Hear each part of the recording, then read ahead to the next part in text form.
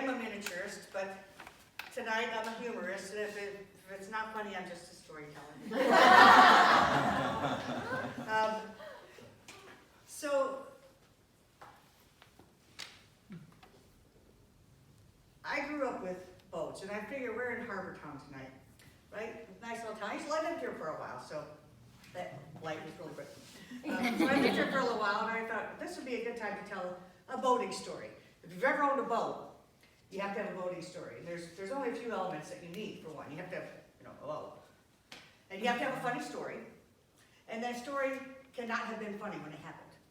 That's a boating story. So,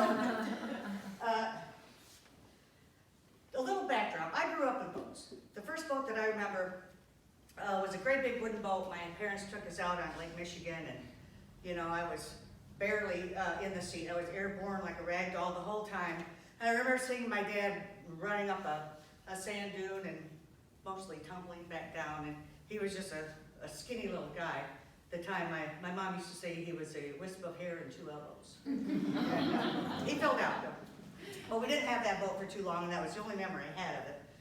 But most of my childhood, we had an inboard outboard. We took it out on the lake almost every weekend through the summer, and I could never figure out quite why we drove from Kalamazoo for an hour to Yankee Springs. In Michigan, and I think this is true, you can't be more than 7 miles from a body of water. So while we were driving an hour, which felt like days when you're a kid, I packed survival food to get to Yankee Springs. But I now know, because Gun Lake is a large lake. It has 100 miles of coastline. Now, most of the lakes, when you take a boat on it, you're kind of in NASCAR training. It's just left turns. It's all just left turns, right? So that's the reason, I'm sure. My parents went on to get a bigger cabin cruiser. They had a slip in South Haven, and I went on to get married. And after 10 years of marriage, we had 4 children under the age of 5. And I'm here to tell you about it. So when they got a little bit older, we decided that we were ready to have our own boat. We didn't have a lot of money because we had a lot of kids. So we went to a nearby neighborhood, and there was a boat for sale. We pulled up, and it was this great big wooden boat. And of course that triggered the one and only memory I had, and so I had to have the boat. They said it had been in the Venetian Festival, and just that memory was all I needed. Michael needed to know that it ran. So the guy pulled up his big Herbie Kirby, filled it with water, the garbage cans, I don't know if y'all call them that here, and drops this big, huge Johnson motor into it, and it starts up. So, what more do you need? That's good enough. It was good enough for us until we took it to the water the first time, and we're sitting inside the boat this time. And we put that big, ginormous motor down into the water and realized that it's hanging on the transom, which has a big, the back end of the boat, right? And it has this big piece of wood supporting it. So the motor is mounted onto a piece of wood, which is mounted onto the transom. In other words, if we drop this motor into the water, it could very well drop into the lake. So we didn't keep that one for too long either.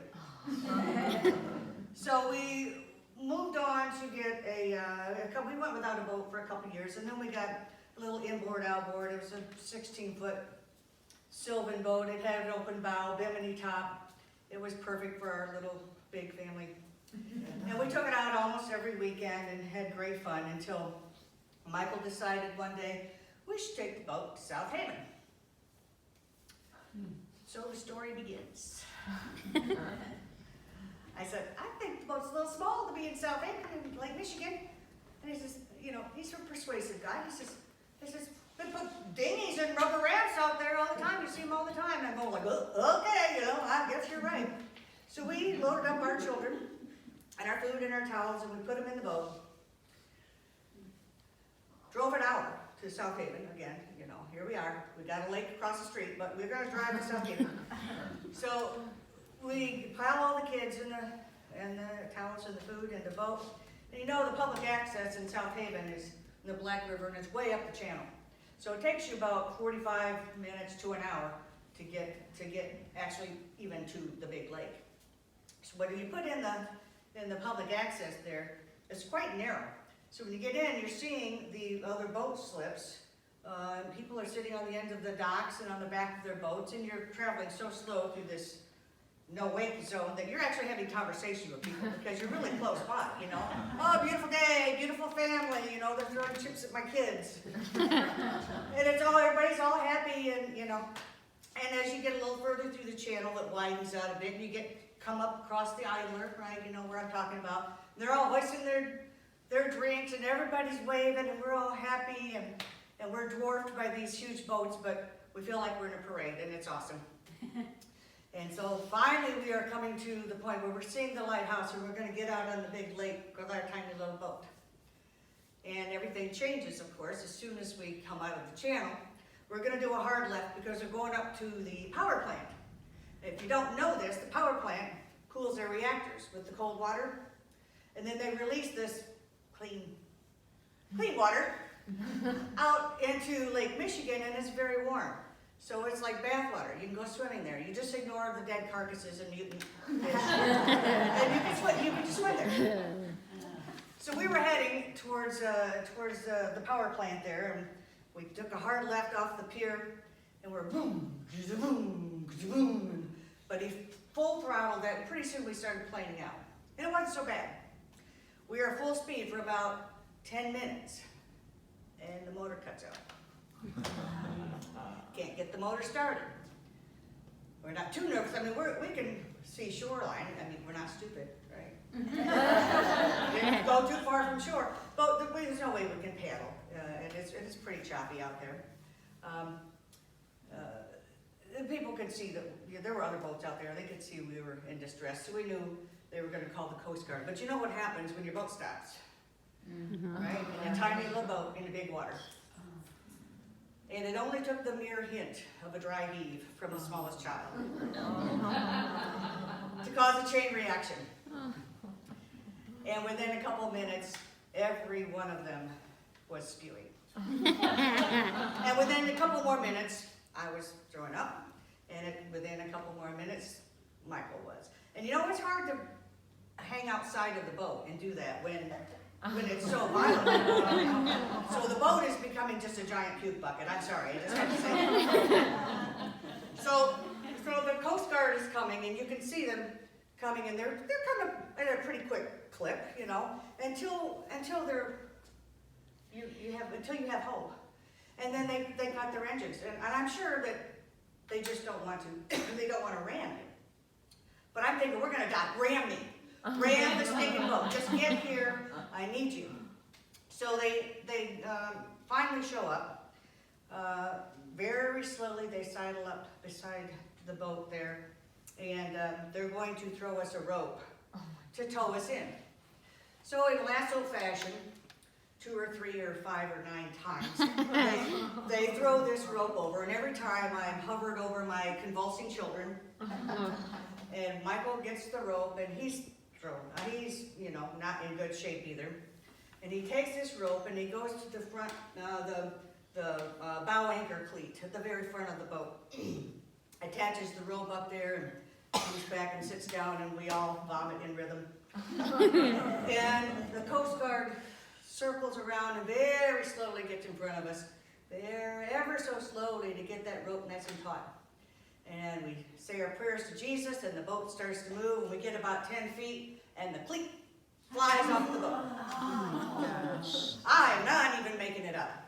So the Coast Guard turns around, and they slowly circle by, sidle up to the side of the boat, do their lasso move, you know, about 15 times, and it finally comes over. I'm hovering over my, you know, retching children now, and Michael gets it again, and he's, you know, the engineer thinks this is, you know, this is just all about inertia and you know, weight balance.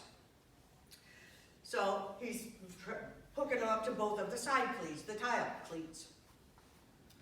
So he gets it all hooked up, and he comes back and sits back down in his own slop, and the Coast Guard comes around here, and very slowly, I cannot express how long this took, to get ahead of us, and very that rope nice and taut, and we're sitting back there, and we say, thank you, Jesus, again, and we start to move, and we get 10 feet, and the cleats fly off the boat. Oh my God. For the third time, the Coast Guard circles around, and we don't have much left right now. We don't have much left to life or to this boat. So the Coast Guard comes around again, sidles up, they do this. You would think they'd have a better shot by now. It's been at least three times, but it still took a long time.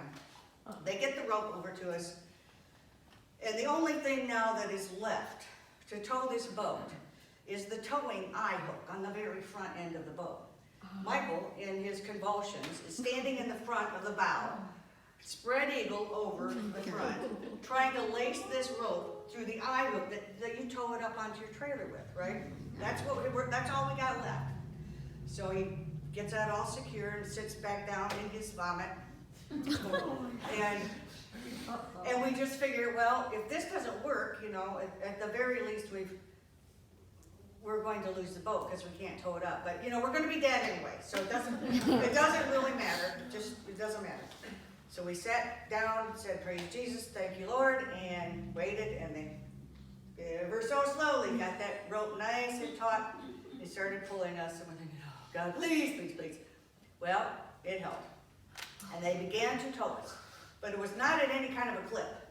We had spent 10 minutes on full board, and we were slowly, it did not even impact the turbulence, I have to tell you, and it took 2 hours. We could see the lighthouse, and it never got bigger.